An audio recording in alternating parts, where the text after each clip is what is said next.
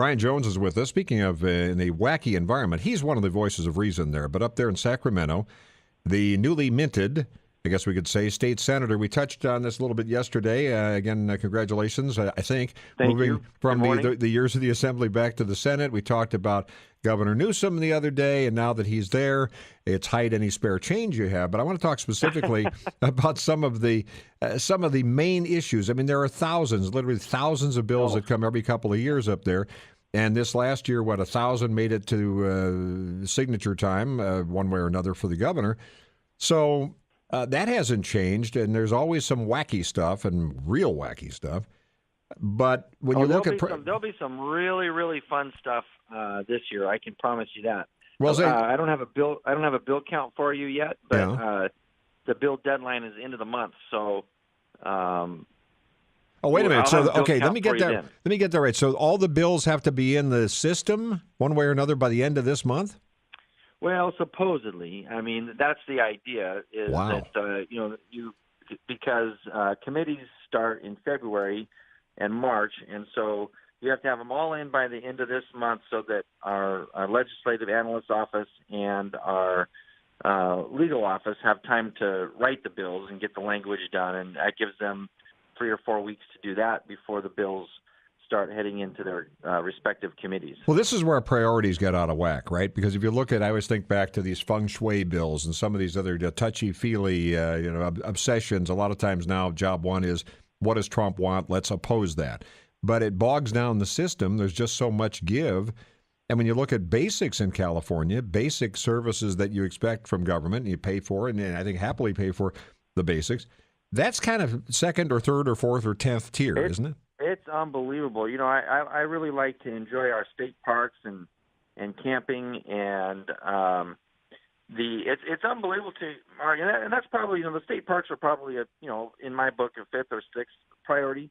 But getting to the state parks, the roads getting there, the emergency access getting there, the personnel to operate them and keep them clean, it's been completely ignored over the last several decades because the Sacramento Democrats are focused on social engineering that have no measurable positive outcomes for the taxpayers. And measurable, I'm going to underline measurable in that sentence.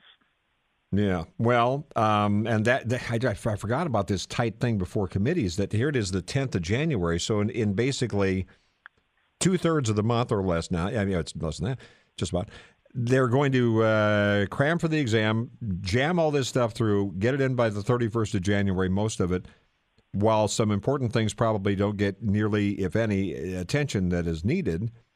And then we have these thousands of bills, and then we wonder how it happens. And most Californians have no idea how this works, or nor, with all due respect, they don't know that in your district, your state senator is you, Brian Jones. You ask people on the street, they don't know.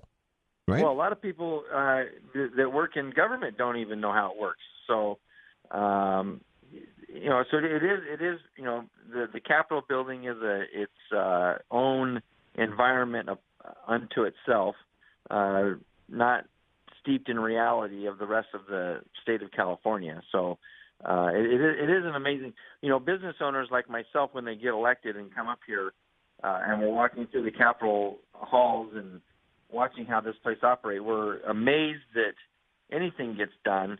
And really, I've made the argument, we may not want it to be any more effective, because then that just means more bills would get passed faster. So maybe it is good that it's not, it doesn't go too quick around here. What's going on the rhetoric up there? And you've been there a few days now, and I don't expect you to know everything, but you've been there before on the Assembly side, talking to State Senator Brian Jones on the border issue. That's obviously the hot topic. Trump's down at the Texas border as we speak. And shutdown continues and so forth. But obviously, it's a big California issue. Gavin Newsom has been very clear about what he says we should do, right? So what's going on with that? The disappointing thing about it for me, Mark, is, the president seems to be using logic and facts in his arguments, and the Democrats are using emotion and, tear-jerking to make their points.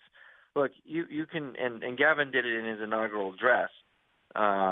He pointed out the example of one little girl that tugged at his heartstrings when he went and toured the border. Well, I don't know how long he was down the border. I know it wasn't a full day. I applaud him for going down there and actually seeing it firsthand. So he does have some personal experience. But in the thousands or tens of thousands of people that are coming, we're all going to have our heartstrings tugged by one or two or a dozen of the stories of the people that are mixed in that crowd of however big it is now. We can't even get a straight answer from the media of how many people are there. But the overarching argument is it's an unsafe condition on many levels. Sanitarily, it's unsafe. The majority of the people in that caravan are young men of working age.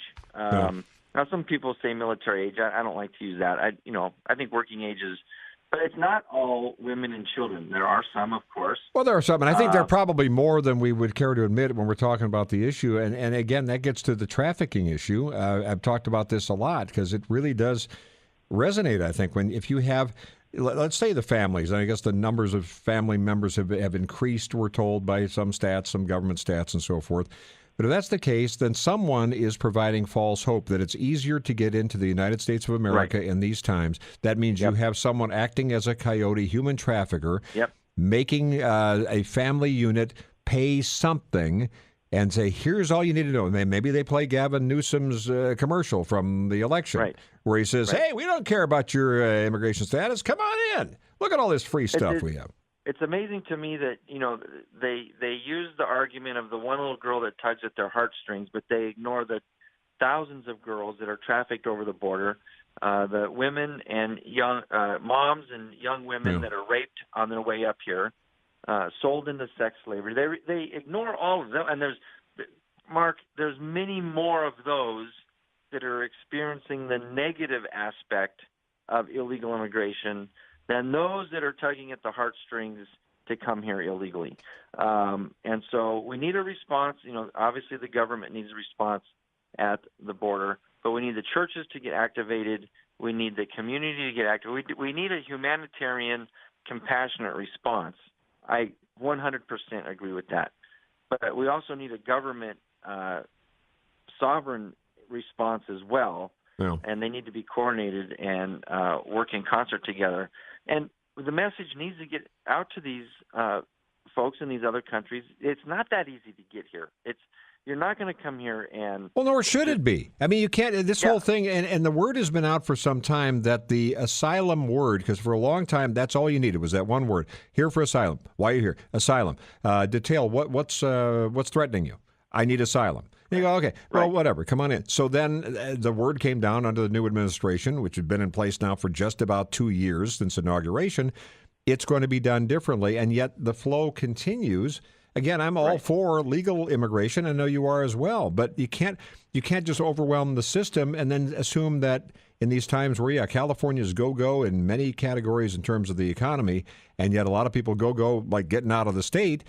That doesn't bode well. If you have 150,000 families paying, I think that's the current number, isn't it? 150,000 with the lion's share of California state income tax. That's not a good situation when we have almost 40 million people in the state. I have not seen that statistics, but it is believable. Yeah, Victor Davis Hanson came out with that. And I asked another local business leader who people would know, and I said, that's true.